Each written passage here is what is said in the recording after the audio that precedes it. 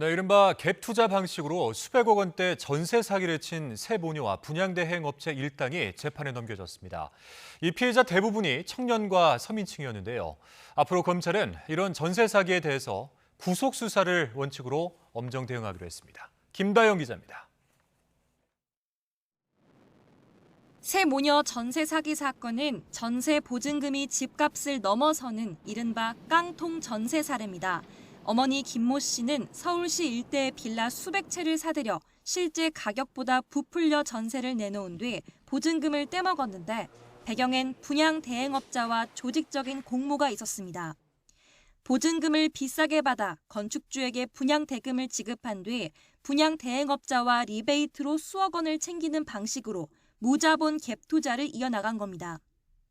하지만 정작 수중엔 돈이 부족하다 보니 보증금을 돌려줘야 할 때 반환할 수 없게 되는 악순환이 반복됐습니다.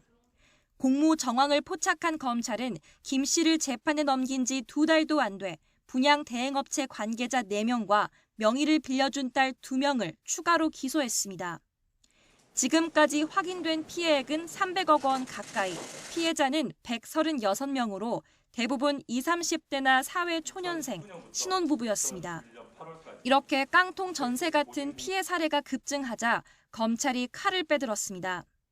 대검은 전국 검찰청에 수법이 계획적이거나 적극적일 땐 원칙적으로 구속 수사하고 수사나 공판 과정에서 전세금 마련 경위나 전세금이 피해자 재산에서 차지하는 비중 등 구체적인 양형 사유를 수집하거나 제출하도록 주문했습니다.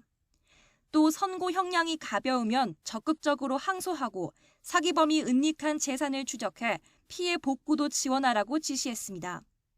통계를 보면 지난 2019년부터 지난해 8월까지 접수된 전세 보증금 미반환 사고는 8,130건, 피해액은 1조 6천억 원 상당이었습니다.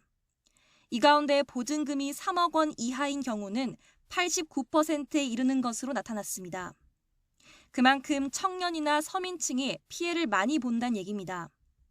빌라 등을 대상으로 발생하고 있어 피해자가 주로 서민과 2030 청년인 경우가 많고 사실상 전 재산이나 다름없는 전세보증금과 삶의 터전이 주거지를 잃게 돼서 회복이 불가능할 정도의 피해를 입게 됩니다.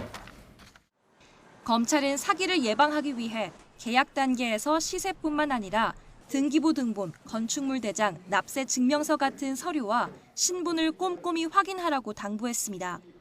또 계약 이후엔 전입과 전월세 신고를 한 뒤 보증 가입을 해야 한다고 강조했습니다. YTN 김다연입니다.